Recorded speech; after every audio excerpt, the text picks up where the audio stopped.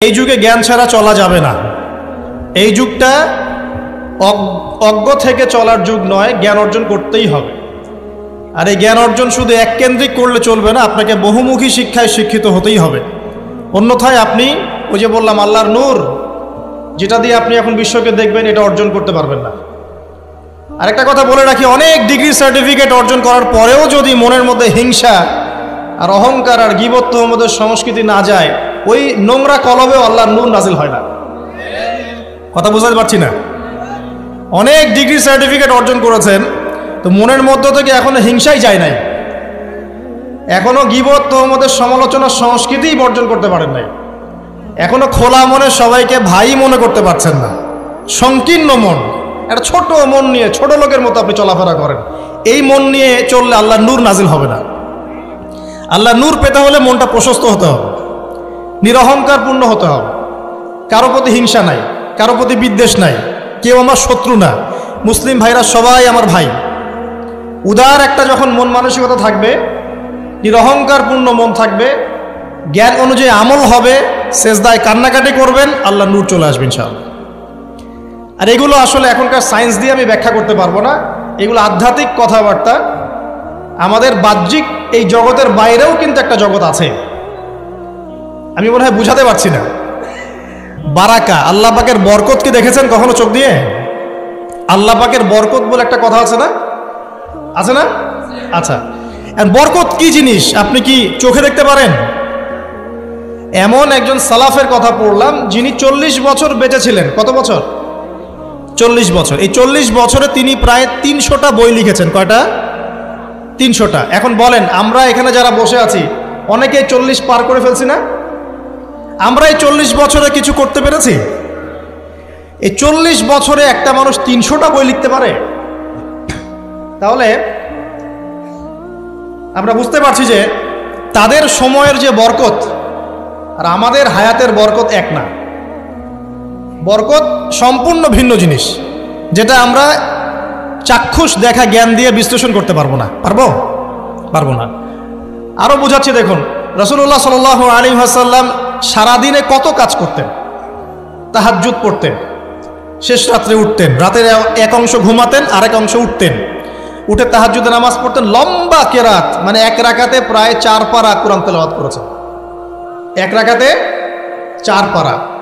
আমরা তো 4টা আয়াত পড়লেই একদম তাড়াতাড়ি রুকু করতে হবে, দাঁড়ায় থাকতে পারতেছি না। তাই নামাজ তো ডিজিটাল, এখন যুগের সাথে সাথে নামাজও কি ডিজিটাল। অনেক মসজিদে নামাজ পড়লে মনে হয় ইমাম সাহেব পেশাব পায়খানা চাপ নিয়ে নামাজ পড়াচ্ছে মনে হয়। তাড়াতাড়ি নামাজ শেষ করতে পারলে বাঁচে। আবার দেখা যায় মাঝে মাঝে যে নামাজ মানুষ পড়াচ্ছে, পড়তেছে না, মানে নামাজ পড়ানোর দায়িত্ব সে পালন করছে, নামাজ নিজে পড়তেছে না। তো এই ডিজিটাল নামাজ না। নবী সাল্লাল্লাহু আলাইহি ওয়াসাল্লাম এক রাকাতে 4 পারা কোরআন তেলাওয়াত করেছেন, প্রায় 4.5 পারা তাহাজ্জুদের নামাজে। তখনই তো গিয়ে পা ফুলবে। এই যে পা ফুলতো, এমনি এমনি পা ফোলে? কতক্ষণ দাঁড়ায় থাকলে একটা মানুষের পা ফোলে? তো নবী সাল্লাল্লাহু আলাইহি ওয়াসাল্লামের পা ফুলে যেত, পা মোবারক ফুলে যেত। লম্বা সালাত পড়তেন, সালাতের পরে আবার কিছুক্ষণ ডান কাতে শুয়ে থাকতেন সুন্নত পড়ে। বেলাল রাদিয়াল্লাহু আনহু এসে ডাক দিতেন, তিনি গিয়ে মসজিদে নববীতে নামাজ পড়াতেন। ফজরের নামাজও হতো লম্বা, কেরাত হতো লম্বা। নামাজের পরে আবার সাহাবীদের সাথে কথাবার্তা বলতেন, দ্বীনি বিষয়ে মোজাকারা করতেন। তারপরে ইশরাকের নামাজ পড়তেন, চাশতের নামাজ পড়তেন, পরিবারের দেখাশোনা করতেন, দিন প্রচার করতেন, রুজি রুটির ব্যাপার ছিল। এই সারাদিন যে এতগুলো কাজ তিনি করতেন, একদিনে একটা মানুষ এত কাজ করতে পারে? তো নবী সাল্লাল্লাহু আলাইহি ওয়াসাল্লামের জীবনের বরকত আমার জীবনের বরকত কি সমান? তাহলে বলেন, বরকত কি আমি চাক্ষুষ জ্ঞান দিয়ে প্রমাণ করতে পারবো? এরকম অনেক বিষয় আছে ইসলামে যেটা চাক্ষুষ জ্ঞান দিয়ে প্রমাণ করা যায় না। কবরের আযাব দেখেছেন? কেউ কি প্রমাণ করতে পারবে? আপনি কি ফেরেশতাকে দেখেছেন যারা এখন এখানে ঘিরে রেখেছে জায়গাটা? এই জায়গাটা কি ফেরেশতারা ঘিরে রাখে নাই? আল্লাহ রাসূল কি সেই কথা বলেন নাই? কিন্তু আমরা কি প্রমাণ করতে পারবো এখন? আপনি চাক্ষুষ জ্ঞান দিয়ে পারবেন না। কবরের আযাব প্রমাণ করতে পারবেন না। স্বপ্ন মাঝে মাঝে দেখেন, সত্য হয় কি হয় না? মুমিনের স্বপ্ন সত্যি হবে কি হবে না? আখিরুজ জামানে মুমিনের স্বপ্ন বেশি বেশি সত্য হবে। তো সত্য স্বপ্নের কি ব্যাখ্যা দিবেন? কোনো ব্যাখ্যা নাই। আপনি কি জান্নাত জাহান্নাম দেখেছেন? দেখেন নাই। মিজান পুলসিরাত দেখেছেন? রূহ, আপনার শরীরে একটা রূহ আছে, আত্মা, এটা কি দেখেছেন?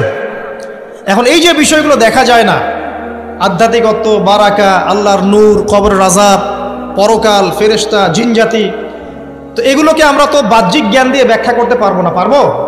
তাই বলে কি এগুলোর অস্তিত্ব নাই? বলেন, এগুলোর অস্তিত্ব আছে কি নাই? যদি এগুলোর অস্তিত্ব কেউ বিজ্ঞান দিয়ে প্রমাণ করতে চায়, পারবে? যুক্তি দিয়ে প্রমাণ করতে চাইলে পারবে? কোনো দর্শন দিয়ে প্রমাণ করতে চাইলে পারবে? পারবে না। তাহলে এখানে একটা বিষয় হচ্ছে, আল্লাহর পক্ষ থেকে যা